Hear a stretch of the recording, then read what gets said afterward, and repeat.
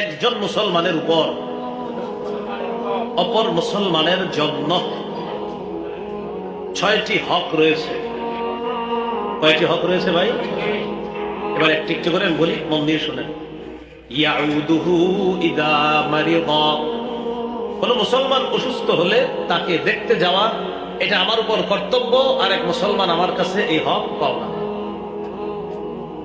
2 number, ওয়াশহাদুহু ইদা মাতা, কোন মুসলমান মারা গেলে তার কাফন দাফনে অংশগ্রহণ করা, এটা একজন মুসলমানের দায়িত্ব, কর্তব্য, আরেক মুসলমান আমার আপনার কাছে এটা পাওনা।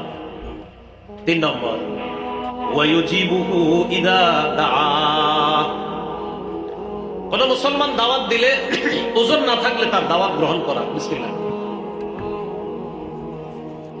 কোন মুসলমান দাওয়াত দিলে ওজন না থাকলে তার দাওয়াত গ্রহণ করা।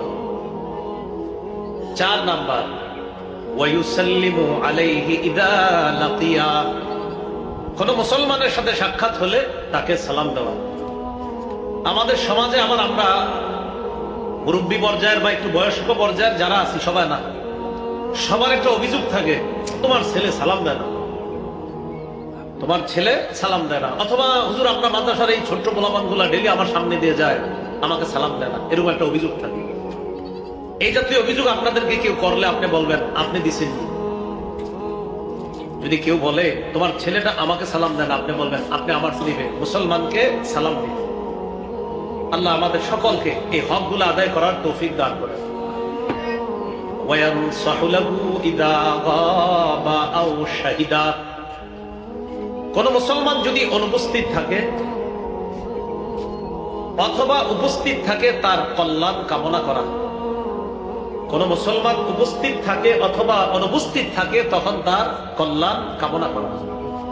তাহলে আমরা সবাই আরেক মুসলমানের কল্যাণ কামনা করব, তিনি উপস্থিত থাকলেও তার কল্যাণ কামনা করব, অনুপস্থিত থাকলেও তার কল্যাণ কামনা করব। 6 নাম্বার, ওয়ায়ুশাম্মিতুহু ইদা আতাসা, কোন মুসলমান হাঁচি দিলে হাঁচি দেওয়ার পর দেখবেন বলবে আলহামদুলিল্লাহ, আপনি জবাবে বলবেন ইয়ারহামুকাল্লাহ। মনে থাকবে ইনশাআল্লাহ এই 6